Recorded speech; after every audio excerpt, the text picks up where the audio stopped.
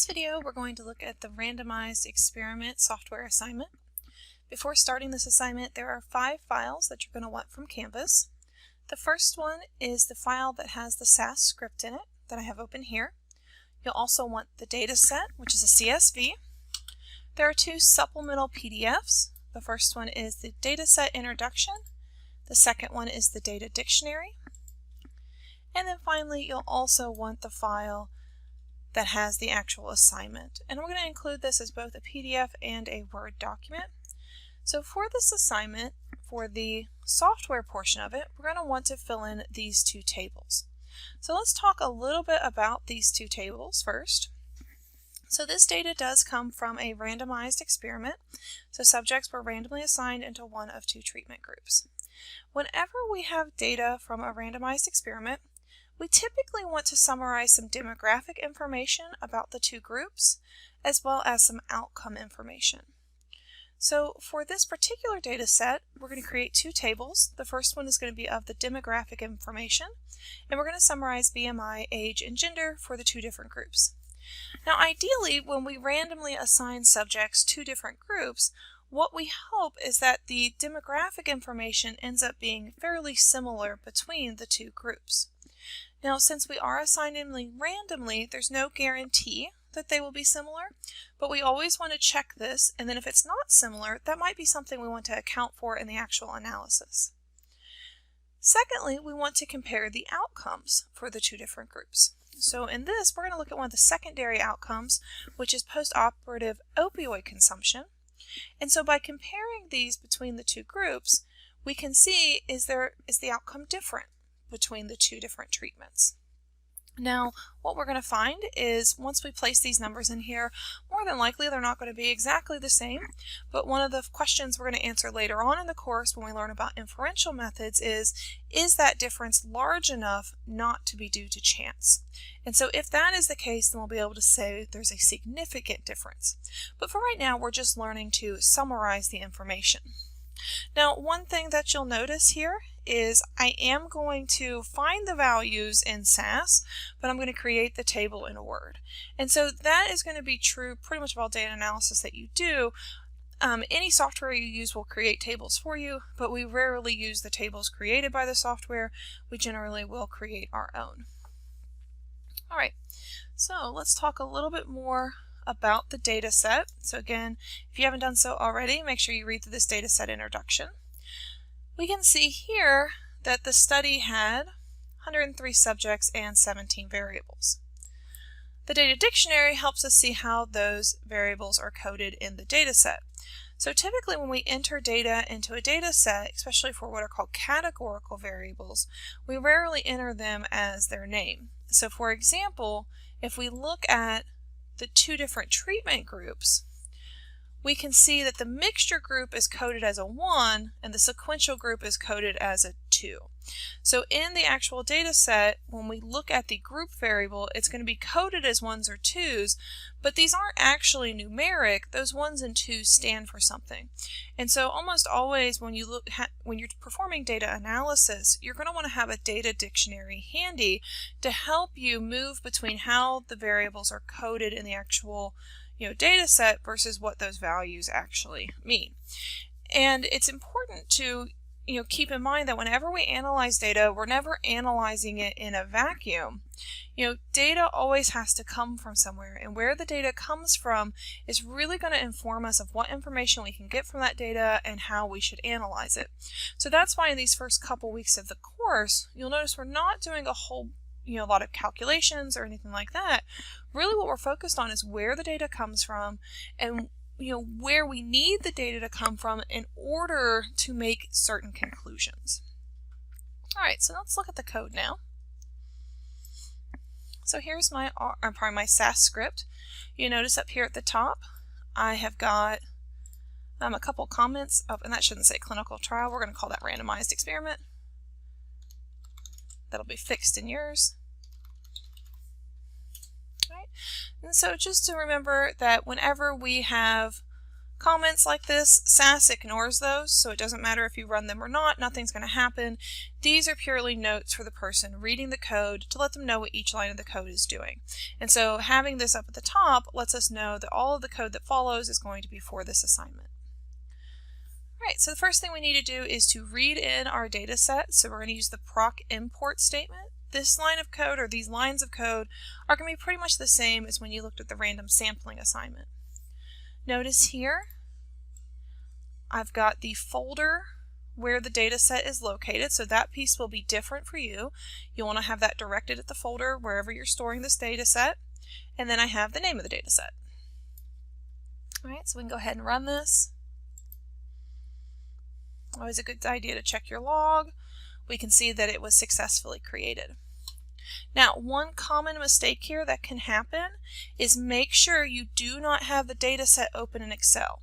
So if you clicked on that .csv file and it automatically opened in Excel on your computer, you will need to close it out. SAS will not run a file if it is also open in Excel. All right. It's always a good idea to print the data, just see what it looks like. So let's run here. And we can see here we've got our 17 variables. If we scroll down, we've got 103 rows. So things are looking pretty good. One thing that I want you to notice is for BMI, notice that BMI does have a missing value or two. Documenting missing values is very important. For this assignment, since we're just getting started, we're going to ignore the fact that these missing values are here. But in the future, when you're working on your reports, we'll talk about how it's important to document that there were missing values for different variables. Alright, so keeping in mind our goal is we want to be able to fill in these two tables in the Word document. So anywhere that we've got a number sign, we're going to want to fill that in. So one of the first things we're looking for is the number of subjects in each of the groups. So in order to do that, we can use what's called the proc freq statement. And you'll notice here this procedural statement I have capitalized, this one I do not. It makes no difference for SAS. SAS is not case sensitive, so these are going to run the same. So I'm going to run the proc freq statement. I'm going to tell it what data set I want it to use. And since I want to learn how many subjects were in each of the groups, I'm going to make a table of the group variable. And then of course I'm going to end that with a run statement.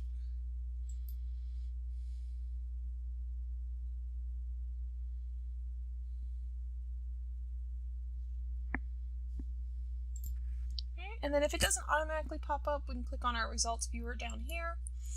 And we see down at the bottom, we have our frequency table.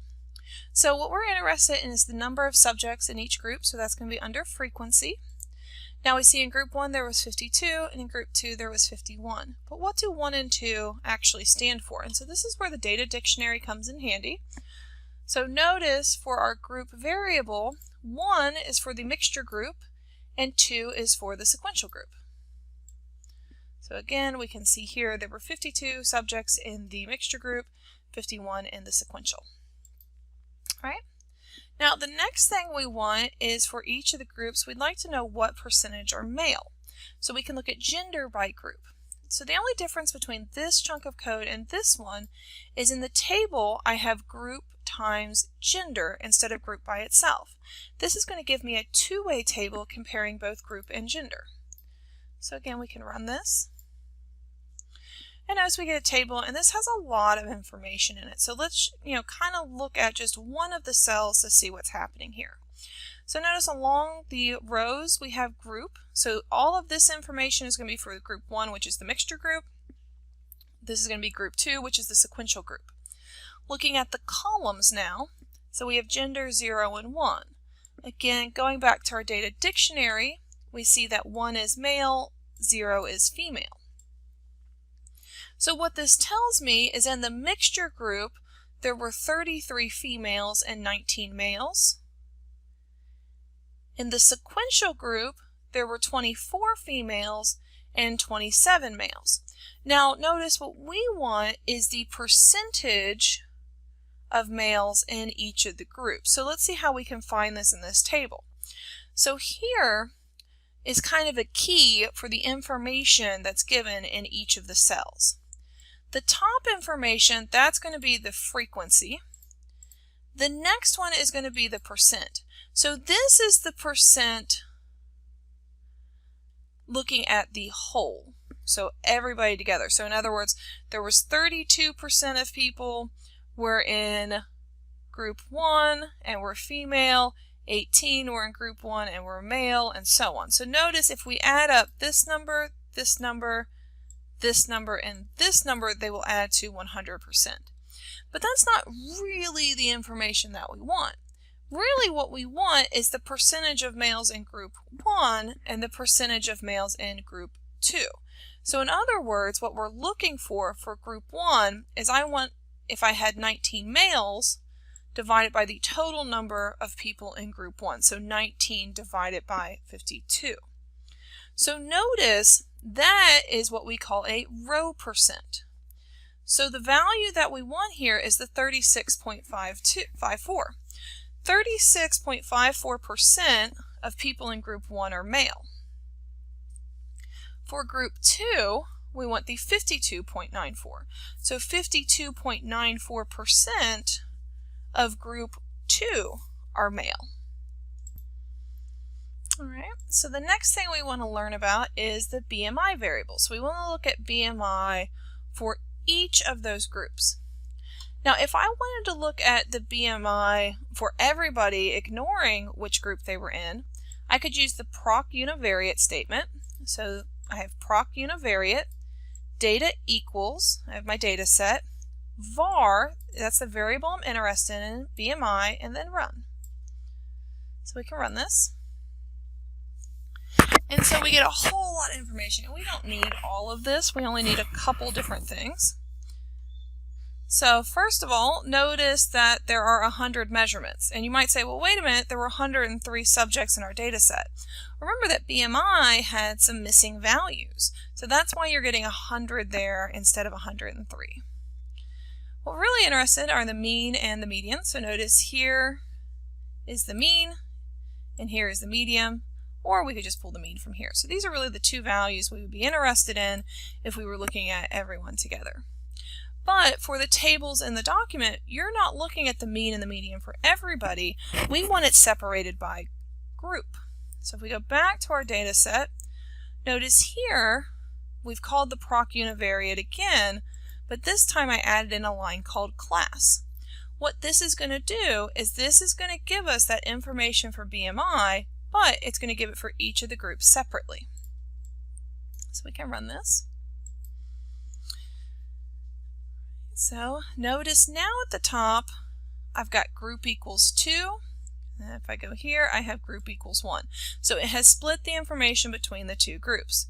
So for group 1 I have the mean and the median BMI. For group 1 I have mean and median BMI, and for group 2 I have mean and median BMI. And notice that the mean and the median BMI for group 1 and for group 2 are fairly similar to one another, which is what we would want. Now to fill in the tables on the worksheet, you're going to want to repeat this process for age and then for each of the different opioids. So let's see how we can do that. To explore age, we always want to start out with a comment, so I'm going to just copy my comment, and this time I don't want to explore BMI, I want to explore age. We can copy this piece of code. And notice we're not interested in BMI anymore, we're interested in age. We could run this and it will give us the mean and the median age for each of the groups. So for you to finish the tables, you're going to do exactly that. You'll just copy this code, and the next time you won't be interested in age, you're going to be interested in one of the opioids. So you'll just change the variable names to match those different ones that you want. And so looking at our data dictionary, here are those 3 other variable names for the different pain medications. Alright, so as always, if you have any questions, please let me know. I am more than happy to help, or if you get stuck somewhere, just let me know and I'm happy to look at it with you.